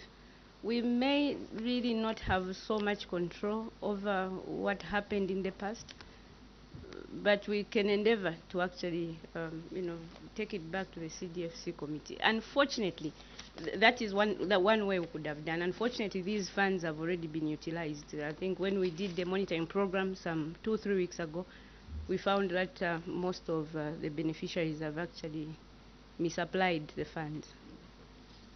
But CS Wallace are still there. We are looking at the future funding. We don't want that to repeat. And I would love you, Honorable General Stroll is not here, but Honorable Mwene is here. I want him to be in that CDF meeting. We see how he's going to deny his people. He must be in that meeting. Honorable Mwene, take that advice from me. There are several questions you can. Oh, yes, you can continue. I continue, Chair. Thank you so much, Chair. Point noted, and we are always there in CDF meetings. Chair, we don't miss CDF meetings. These are very, very important meetings to us because these are the times that we always pay particular attention to everything that has to be allocated to every part of our constituents in our wards. So I would like to take the CS to page 20. In the same vein that the same question, almost the same, that Dr. Mwanza asked. This one, Chair, is about the construction of 1 by 3 CRB at Kalori Community School, where on 11th May 2023, the council, this is Kalori Community School, page 20. Page 20, Kalori Community School, yes. Where on 11th of May 2023, the council engaged Kezo Business Solutions to construct a 1 by 3 classroom block at Kalori Community School at that sum of about 600,415 kwacha. Now, Chair, when you go, this is a project that has delayed to complete. One of the projects, rather, that has delayed to complete. We have been referred to Appendix 19. Go to Appendix 19. There you will find now the demand letter, almost the same as the previous question that Dr. Mwanza asked. This demand letter is emanating from page 21, where on action taken, the action taken is saying further the council issued a demand letter, the second paragraph, to the former contractor for repaying of outstanding funds owed to council and payment of liquidated damages for breach of contract. Chair, from 2023, the demand letter was written on 26th of March 2025. Meanwhile, the contractor has not completed the structure within 4 months. Yeah, I want to find out what the council has been doing all this time long for not to actually write this particular demand letter much earlier than 2025. Why is the action being taken now and not then? Because this is structure, Chair. The people of Kalori are being denied these services that they are supposed to enjoy. By the way, this is the only permanent structure at this particular community school, which is very much long awaited for by the community. I submit, Chair. Council Secretary. Thank you, Chair. I'll call upon Director Engineering to shed more light, but then the committee may wish to note that so far we have issued these a total of 12 demand notices. That is just how much we are resolved to ensure that correct things are done in KAOMA district. So we gave them a period of 7 days within which to refund the monies that they are owing the local authority or risk being taken to court. Of course, a few of them have responded. There are reasons that they have advanced. Some, I think they have highlighted a number of issues which Like I earlier I indicated, we have called for a meeting to just try and see how some of these issues can be resolved. But of course, others didn't even respond at all. But Director Engineering can shed more light on why it has taken 2 years for us to write. Director Engineering. Chair, one of the reasons is these contractors have been requesting for an extension. Of course, they give reasons why their project has to be extended. Maybe this is what has prolonged the completion of these projects. I submit. But when you terminate a contract, like in the case of this Kalole, did you terminate a contract and now you had a final settlement account and you found that the contractor is owing the council? So you are now demanding that the contractor should pay to the council. Is that the case? Chair, this is the case. Because even when it comes to the advance recovery, we don't just recover it at a go. We get to recover it when we're paying the contractor the final payment. So you find that at this stage, if the project is at 80%, then we would have recovered the 80% from the contract sum. I submit. Honorable Singombe. Chair, on the demand notice, the CS has just brought out one issue which is also embedded in the demand notice on page 17. Page 17? Yes, the demand notice is 16, but my interest is on page 17. Chair, it says, should we not hear from you within 7 days from service of this letter by way of making payments, we reserve the right to enforce or take out discommending. It should be maybe commending or maybe going ahead with illegal action against yourself. Now, this letter, Chair, was written on the 26th of March. Your appendix what? Appendix 17. 19. Chair, and there's a demand notice on the Kalori. So, Chair, today is what? 20th. Meaning this is almost 3 weeks after the letter was, the demand notice was written. May I just find out the current status with regards to the letter that, or the notice that they gave the contractor? Council Secretary. Thank you, Chair. Like I indicated, 12 notices were served, out of which 3/4 did respond. One of them was owing the local authority an amount to the tune of 126,000, paid about 34,000. He requested that he stages that payment. We come up with a payment plan with him. But then the others that have responded, like I said, the others have not even responded at all, but at least 90% have responded, one who has paid. But for these, that have responded, they are giving reasons that would make you think twice. No wonder we called for a stakeholders meeting, to just meet them one-on-one and understand, because some of the blame is coming to the council. So we want to understand even before we proceed with the call. They give you reasons that make you think. Otherwise, what do you mean? Yeah, the reasons, of course, they were talking about the council, shouldering the blame on the council and not themselves. And from your analysis?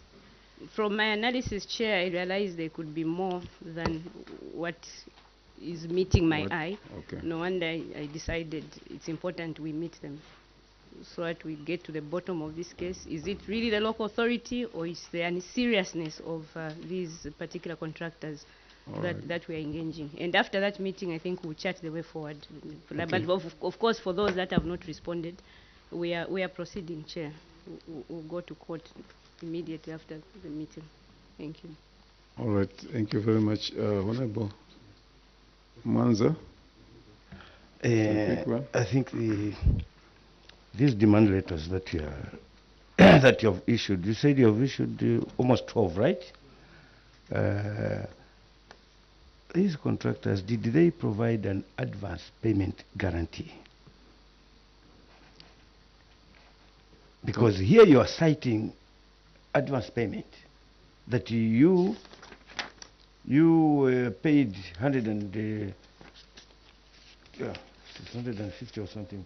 Yeah, demand for refund of 139,331 kwacha, being money advanced to yourselves for and food contractor obligations. So this is in a relationship to the 150,000 being 25% as a down payment. Of course, these are the contract clauses. But a contractor will issue an advance bond. So when you part ways, you go and cash that bond from the issuer. Why are you demanding the contractor to pay this 150,000 kwacha? I mean 139,000 kwacha. Also, during construction works, the IPCs, every IPC, you deduct some money to recover the advance payment.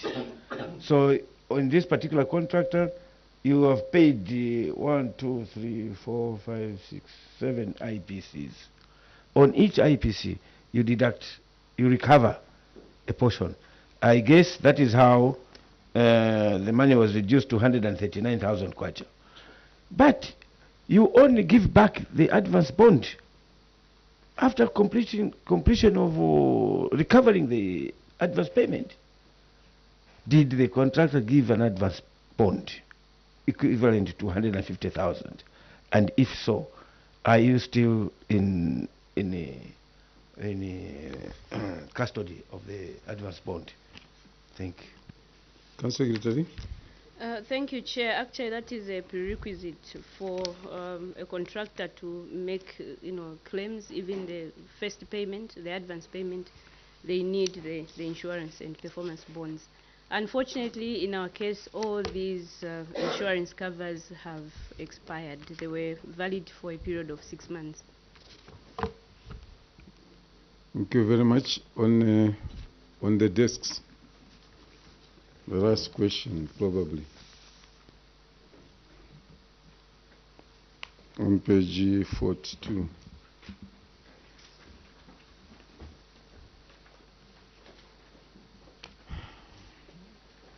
Management response. Management acknowledges the auditor's observation and submit that the cause of query was failure to avoid the adjusted desk quantities at the time of auditing. Management further submits that the quantities of desks for Mangango has been adjusted from 3,574 to 2,256, while KAOMA Central adjusted from 2,390 to 2,303 due to price challenges and the inclusion of delivery costs. So how much CS were you paying per desk in KAOMA? Chair, let me call upon the Senior Health Inspector, who is our data bank with a lot of institutional memory. Thank you. Okay. Health Officer. Thank you, Chair. I will kindly refer you to Appendix C.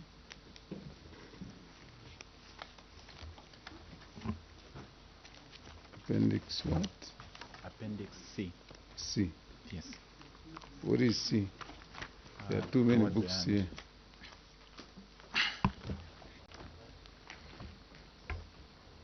C is where? It is I think the second last appendix. On the main report? Yes. No, not on the main report. At the end, just at the end of the booklet. It's in red. The booklet that is starting with the green on top. This one? Yes, Chair.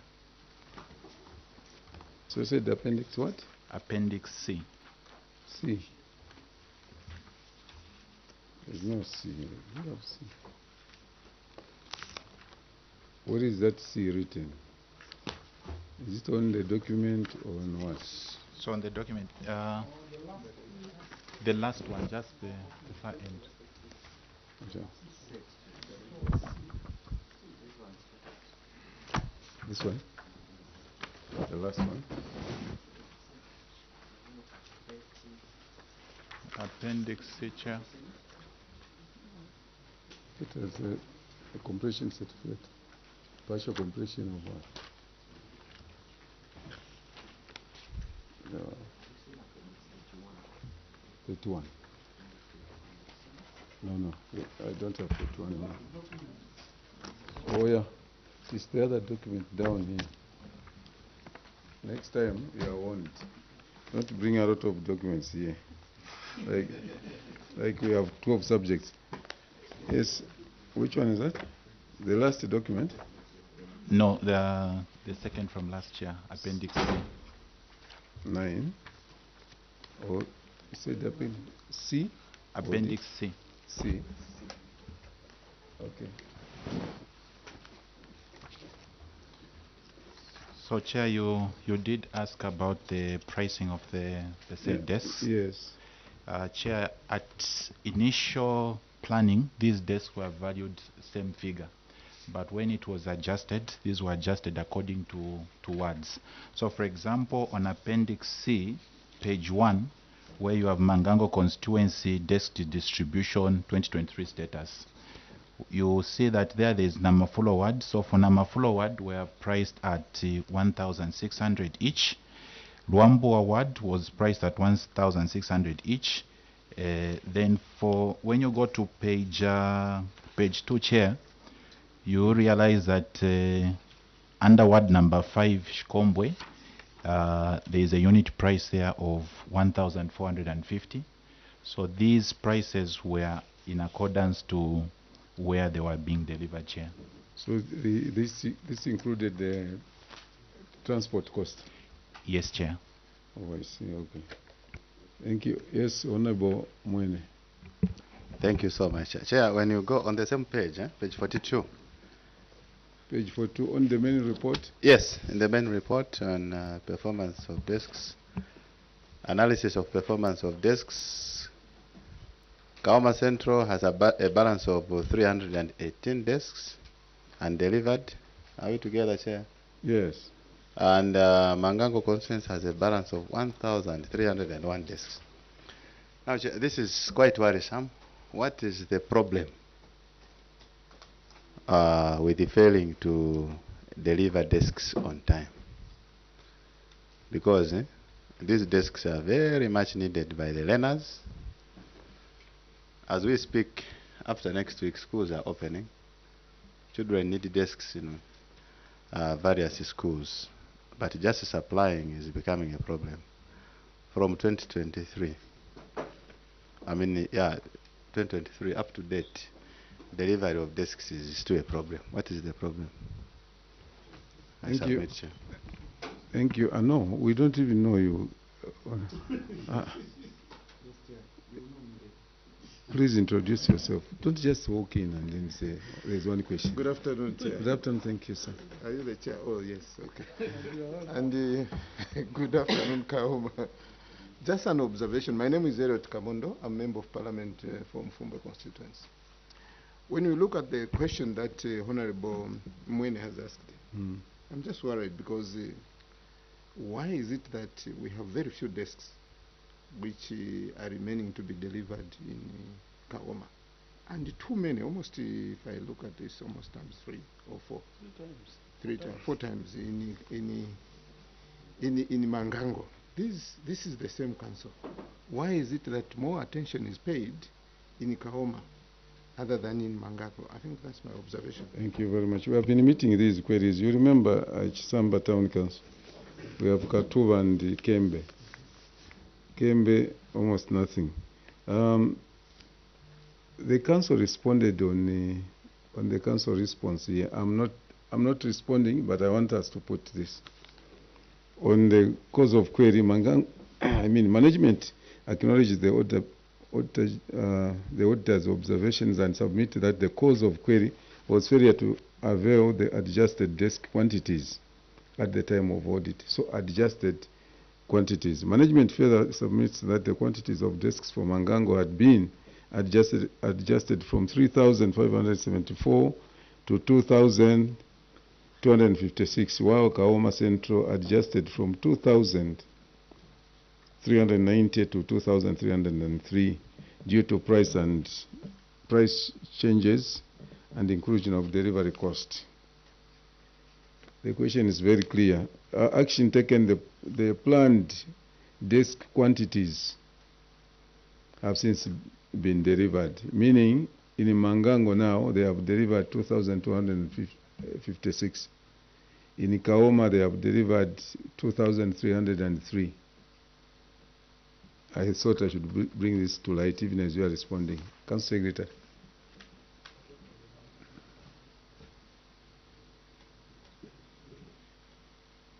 You have two twins. You have, not two twins, but you have twins here, and the other one is fat, the other one is thin. Provide an explanation. Chair, the former CS will come in. Thank you, Chair. The query, the issue about this query is at the time of audit, we had already make adjustments to the actual plan.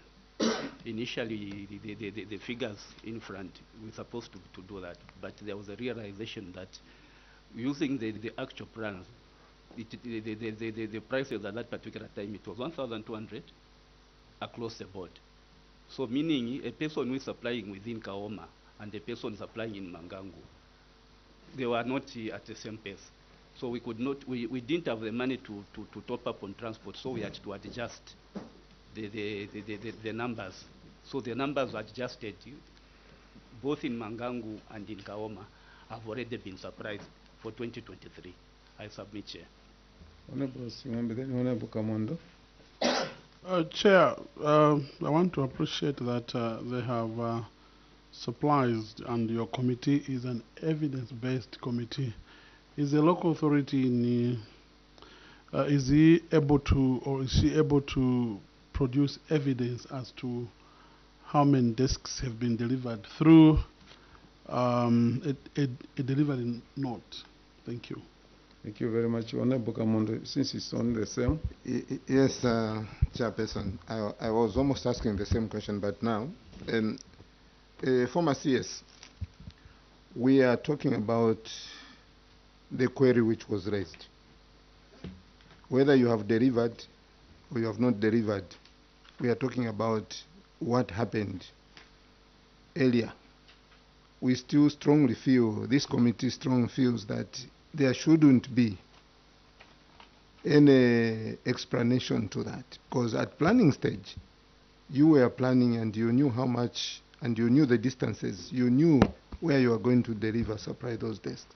Why didn't you plan in advance, including actually the transportation cost? And you knew very well that KAOMA is just within the towns, and Mangango is a bit far. Why didn't you plan area? Because if you had planned the area, I don't think if there could have been that difference. And this one, like the chair said, we have actually some councils that are not doing very well.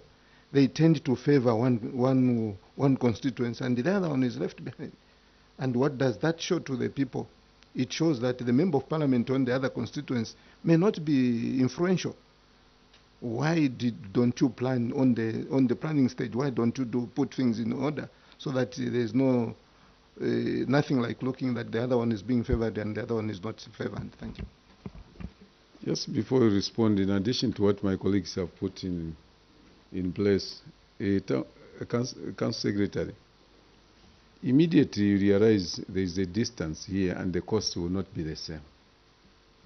The CDFC committee, where the member of parliament is a member, you call for that meeting and explain that we will not get as many desks like we can do that side. Here we have few.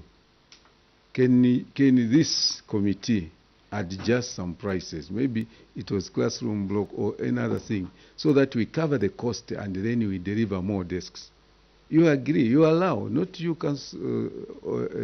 management, but allow the CDFC to give you maybe they are thinking, so that at the end of the day, you balance up, because now my colleagues and myself will feel you are not doing fine on the other constituents. Not that that's the position, but that will be our feeling, because you need to engage these people. You sit behind and let them decide, and they adjust the figures, you know, because of the distance.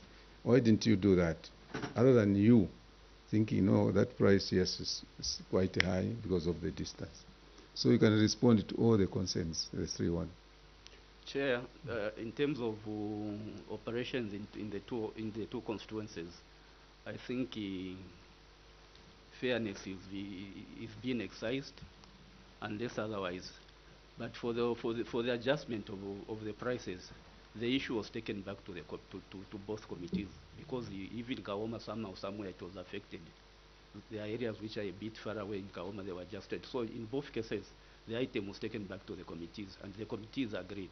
And maybe now that those are the figures was showing at Appendix C after being adjusted. That was after it went to the committee. I submit, Chair. Council Secretary, you know, what we are doing, what we deliberate on is something that you have submitted. So in this case, we are looking at page 42, Appendix 13, analysis of performance of desks. That which you submitted. If you submitted these figures down here, maybe the question was not going to arise, because for KAOMA it's 2,303. For the other one,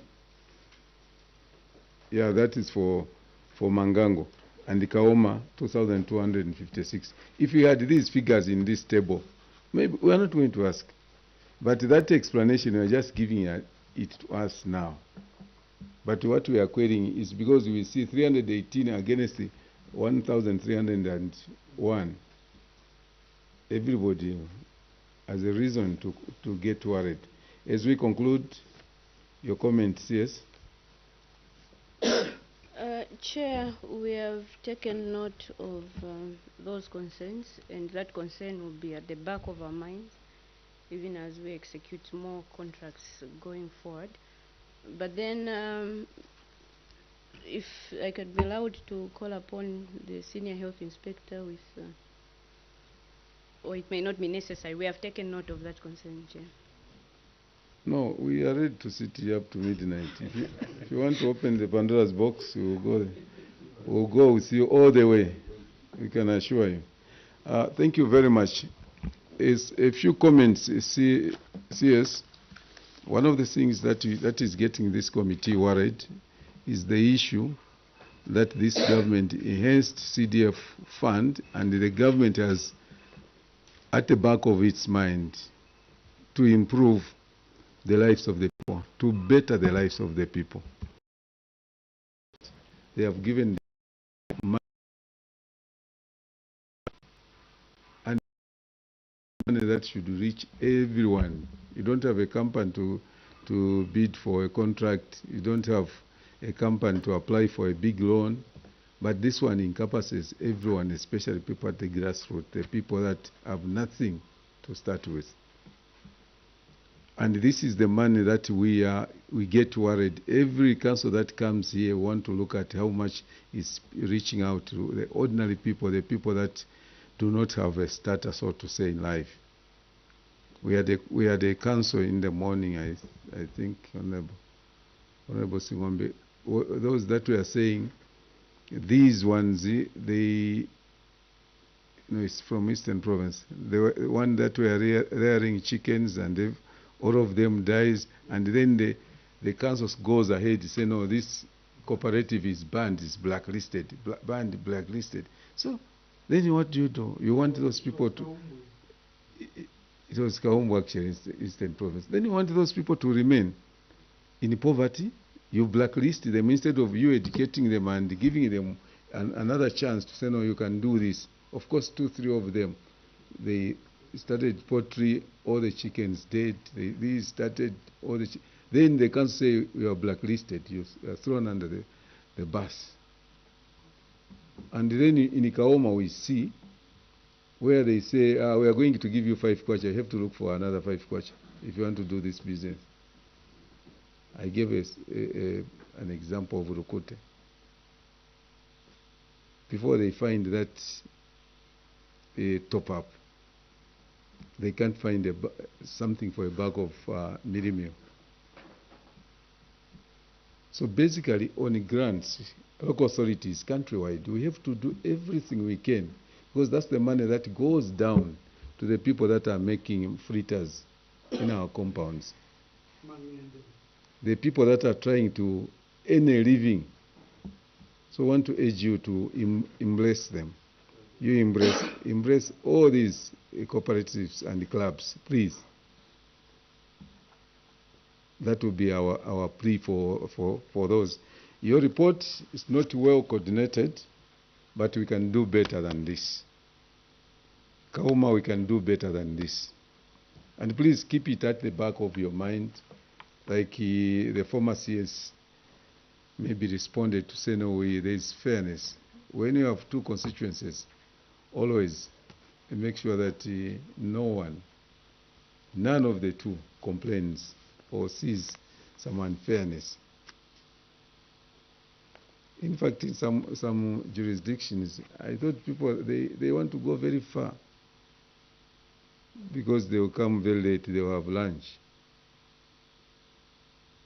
But what we have seen with the councils that we have interacted with, it's like people want to play around the bomber. Please, we urge you to work very hard. Council Secretary, go and put your house in order and let every department work accordingly. The audit department, we want it to be functional, we want it to give us answers. Department represented here, you are the management, and we have always asked the councils that as you prepare to come here, you must go through the report. Each department should have time to present, should have time to look at, and others should be able to interrogate, and others should be able to critique and say this might not favor us, this might not be a good submission. You must look at it. But we have seen people, when they come here, you are asking the director of engineering, is going this side, you are asking this one is pulling this side. We want to urge you to work as one unity to bring development, because our people in KAOMA, Central and Mangango are expecting a lot of development, are expecting a lot of service delivery from you as our local authority. We thank you for making this appearance, and we can only urge you to continue working very hard. And at this hour, allow me to withdraw the immunity that was conferred on you at the beginning of our interactions, and wish you well as you travel back to KAOMA. Thank you very much. I've not said you can go.